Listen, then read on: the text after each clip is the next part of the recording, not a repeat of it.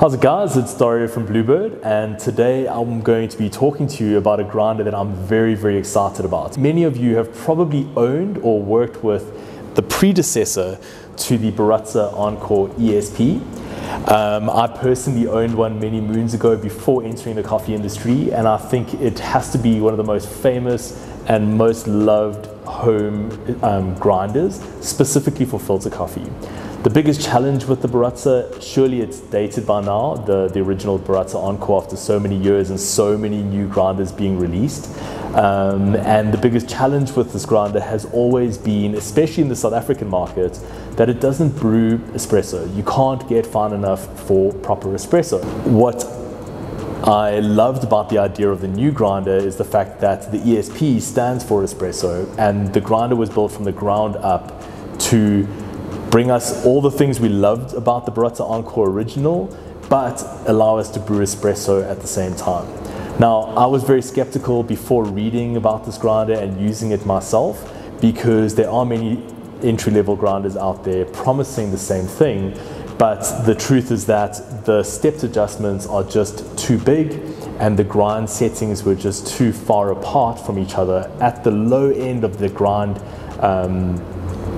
settings to allow you to dial in espresso. So you might get down to espresso fineness, but if you needed to go one jump up, you'd be way too quick on your extractions, and one jump down and you'd be clogging your portafilter. So I was a bit skeptical, and I was thrilled to learn about what Baratza have done. There are many features we'll talk about on this grinder, but the one I'm most excited about is definitely the adjustment dial. We have 40 clicks of adjustment, but the steps are different. From 1 to 20, the steps are very fine, just over 18 microns. And from 21 upwards, the steps become much larger, allowing us to dial in for filter. So from 1 to 20, we're dialing in for espresso, making very fine adjustments to help us to get to the exact grind setting we need. But from 21 onwards, we can start playing with our AeroPress, pour over, and even batch brew grind settings. I've been playing with this grinder at home for the last week. As some of you may have noticed, I'm recovering from shoulder surgery, so I've had a bit of time on my hands, and I've been brewing a lot of coffee at home, left-handed, which is a bit of a challenge. But the Encore has been delivering cup quality that I would have assigned to a much more expensive grinder, and I've been pleasantly surprised. The thing I'm most excited about, though, is that there is one typical setup for espresso machines in South Africa, and we've had some great machine options, but we haven't had any affordable grinder options to recommend until now. And I really feel that this is going to open up a whole new opportunity for those entering the espresso market, but also wanting to brew a bit of filter coffee at home without breaking the bank. This grinder costs about $200 US, I believe, in the States, and in South Africa it's coming in at 4,700 Rand, and you get a lot of bang for your buck. So with your grinder, you get the dosing chamber that we're all used to, and certainly was in my original Encore.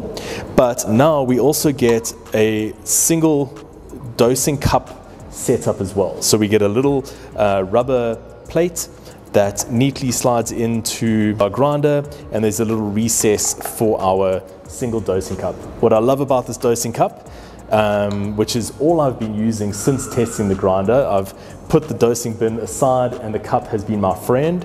It fits into a 58 millimeter portafilter absolutely perfectly, allowing me to dose directly into my portafilter, and obviously using a WDT, breaking up any clumps. I'm getting really great extractions with my espresso machine. I was actually pleasantly surprised. On my Linear Mini at home, my Lamazocco Linear Mini, the first couple of shots I pulled, in the lower end of the 20 steps of espresso adjustment, completely clogged the flow rate and had to be discarded and pulled new shots. And I really wasn't expecting that. I thought we were going to be fighting the grinder's ability and having to updose a little bit, but I actually had a lot of range, and this was working with a very light roasted specialty coffee, so that was great. Using my Linear Mini, using an April dripper, and also using a ratio 6 batch brewer, and all three have yielded great results. The cup quality, as you would expect from an entry-level grinder, is not going to be as clear and as sweet, and giving us the ability to push extractions like you would expect from a much more expensive grinder. But for 4,700 Rand, I really cannot believe how much bang you get for your buck. So when it comes to grinding, we have two different options to turn this machine on. We have an on and off switch on the side of the machine, and we have a pulse switch in the front.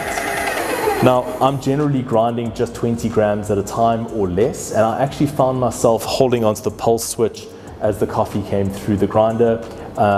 Because the on-off switch doesn't have a timer, I needed to be at the grinder anyway to turn it off again, and I just found myself holding down the front switch, which was absolutely perfect. The hopper itself is pretty much what we remember from the original. The lid does tend to bounce around a little bit and actually came loose a few times. It didn't fall off, but it did come loose. But very interestingly, there is a single dose hopper available for this grinder, which is just a whole lot smaller, and you can color code it to your either black or white Baratza Encore ESP. The little kit comes with a cleaning brush as well. And the burrs are very easy to access, and cleaning is very easy with this grinder. There is a lot of static retention, not unique to the Encore, but it is something that can be a little bit frustrating to deal with. Using an RDT or a little spray of water into a dose can certainly help reduce that dramatically. But even if you do struggle with a bit of static, pulling this out is very, very easy, and giving it a quick brush is not a hassle. The Baratza's motor turns at 550 RPM, and the burr set is a conical burr set, hardened steel and 40 millimeters in diameter. It's an updated burr set from the original, and as I said before, the quality has been very, very good. I've been pleasantly surprised, and I believe we'll see this grinder in thousands of homes around South Africa and around the world as a perfect, in my opinion, entry-level grinder at this price point. So what I'd like to do now is I'd like to grind 2 doses for you. First of all, so you can hear the grinder running. It's not a quiet grinder, and you can also get an idea of how much time it takes to grind a dose of coffee at both filter and at espresso settings. Let's start with espresso.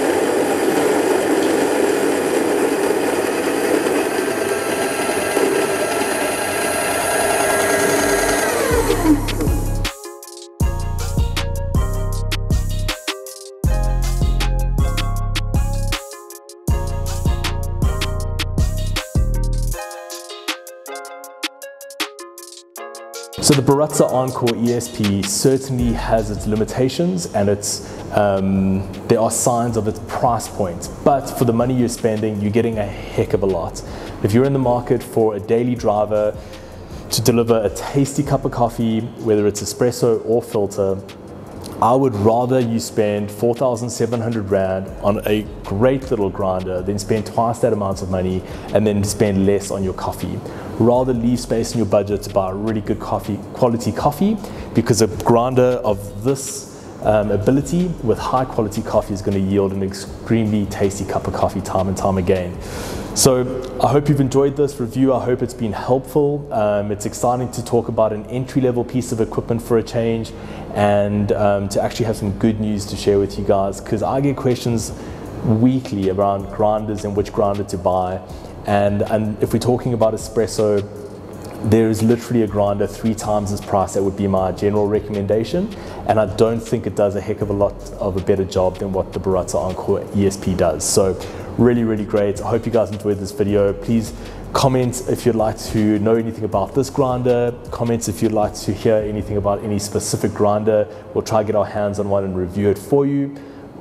We have a lot of great content coming in the future. We're actually building out a new YouTube studio, a YouTube specific studio in our roastery, and we're hoping to bring you regular content.